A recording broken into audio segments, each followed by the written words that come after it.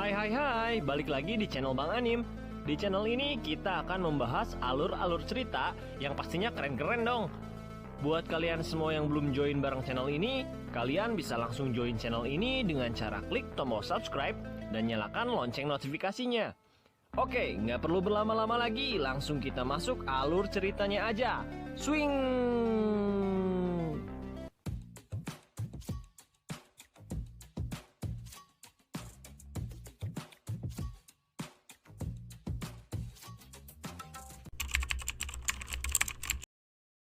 Cerita berlanjut dengan memperlihatkan Shuofan yang saat ini telah berhasil mengalahkan keluarga Sum dan para anak buahnya. Di dalam scene ini, Shuofan nampaknya sedang merapalkan sebuah mantra sihir. Itu semua terlihat dari array yang saat itu dibuat oleh Shuofan tiba-tiba saja lepas kendali. Tuan Putri yang menyaksikan kejadian tersebut nampak sangat kaget karena tiba-tiba saja kekuatan array tersebut terasa hilang kendali. Scene pun berpindah lagi pada Shuofan. Bisa kita lihat dengan jelas. Sekarang banyak sekali aura-aura kekuatan yang mengelilingi MC kita ini. Dan hingga akhirnya, semua kekuatan itu memasuki tubuh Shuofan dan membuat dia semakin kuat. Namun sayangnya, karena menggunakan teknik ini, menyebabkan Shuofan saat ini kehabisan tenaganya. Jadi dapat kita ambil kesimpulan, jika Shuofan ingin mengembalikan kekuatannya seperti dulu, maka dia harus mengeluarkan tenaganya yang cukup besar. Kemudian kita diperlihatkan yang dimana Tuan Putri bersama anggota keluarga Luo yang lainnya hendak menghampiri Shuofan. Rupanya di sini Tuan Putri masih kebingungan dengan keadaan saat ini. Dia bertanya pada Shuofan, kemana saja dia saat ini? Dan apa yang terjadi dengan arainya? Dan bagaimana nasib Sun Guanjie? Lalu Shuofan pun menjelaskan kepada mereka. Intinya sudah gak ada apa-apa. Dan sekarang mereka semua aman. Kemudian sekarang terlihat ekspresi wajah Pang Tolin berubah. Nampaknya, dia sedang menatap Shuofan dengan wajah serius. Namun tak disangka, Pang Tolin langsung berlutut dan meminta maaf pada Shuofan. Itu semua disebabkan Pang Tolin yang telah salah paham sebelumnya.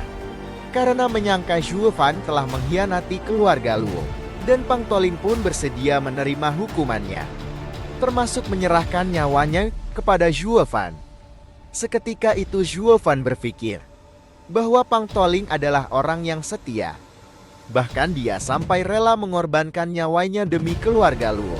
Shuofan pun berkata dalam hati kecilnya, andai saja muridnya yang dulu bisa setia seperti Pang Tolin, maka Shuofan tidak akan seperti sekarang ini.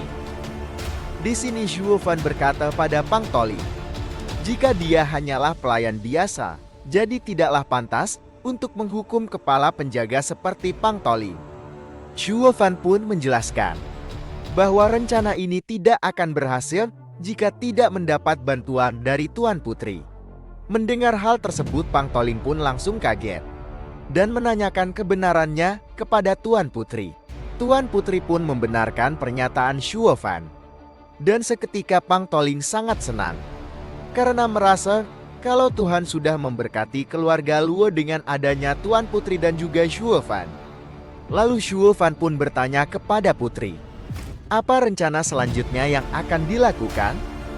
Disinilah Pang Tolin menjelaskan bahwa awalnya mereka berencana melindungi Tuan Putri untuk pergi ke kota Feng keluarga Cai. Karena Tuan muda dari keluarga Cai akan menikahi nona muda.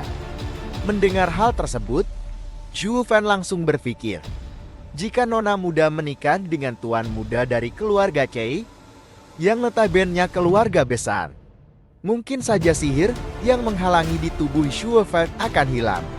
Akhirnya mereka semua pun sepakat untuk pergi ke keluarga Cai. Scene pun berpindah. Sekarang kita diperlihatkan seseorang yang sedang berada di aula. Rupanya orang misterius ini sedang meminta laporan kepada anak buahnya perihal perkembangan dari Sun Guanjie. Anak buahnya pun memberikan laporan bahwa Sun Guanjie telah gagal dalam misinya. Dan sekarang keluarga Luo sedang dalam perjalanan ke kediaman keluarga Feng. Pria misterius itu pun memerintahkan anak buahnya untuk melanjutkan penyelidikan. Setelah anak buahnya pergi, pria misterius ini berjalan menuju sebuah ruangan. Rupanya di ruangan ini ada pria tua yang sedang tertidur di atas ranjang. Dan pria tua ini adalah master dari pria misterius tersebut. Rupanya di sini pria misterius ini memiliki niatan jahat. Jika dia telah mendapatkan apa yang dia inginkan, maka masternya akan dikirim ke alam lain. Sin pun berpindah esok harinya. Tuan Putri dan yang lainnya sudah sampai di kota Feng. Nampak di sini Pang Toling bertanya kepada pelayan Shuo mengenai kota Feng ini. Namun Shuo Fan tidak memberikan jawaban apa-apa. Dia hanya bertanya, apakah mereka akan langsung menemui keluarga Chai? Nona muda menjelaskan bahwa mereka tidak bisa langsung mendatangi kediaman keluarga Chai. Mereka harus mendatangi pemerintah setempat terlebih dahulu. Pang Toling pun menjelaskan kepada Shuo Fan, jika mereka tidak bisa langsung ke kediaman keluarga Chai, dikarenakan mereka akan ditertawakan dan diperlakukan dengan kasar. Shuo Fan pun menerima keputusan tersebut dan dia memutuskan untuk melihat-lihat tempat ini terlebih dulu. Namun tak disangka, tuan muda alias bocil menggemaskan dari keluarga Luo ini malah mencari masalah dengan Shuo Fan dengan mengejeknya. Shuo Fan yang mendengar hal tersebut langsung memberikan pelajaran kepada bocil itu. Singkat cerita, Shuo Fan akhirnya sudah berganti pakaian. Shuo Fan saat ini sedang berjalan dengan Pang Toling. Rupanya saat berkeliling dengan Pang Toling, pelayan Shuo mendengar ada orang yang sedang berdebat. Nampak seorang pedagang dan pembeli ini berdebat tentang barang yang asli dan palsu. Gadis ini berkata bahwa giok yang dijual saat ini adalah barang palsu. Namun pedagang itu malah tertawa terbahak-bahak dan mengejek gadis itu. Pedagang yang tak ingin bisnisnya dihancurkan oleh gadis itu. Dia pun langsung mengusir gadis tersebut. Namun tiba-tiba saja ada suara terdengar yang berkata bahwa giok itu adalah palsu dan dia dapat membuktikannya. Dan ternyata itu adalah pelayan Shuo. Dan cerita pun to be continue.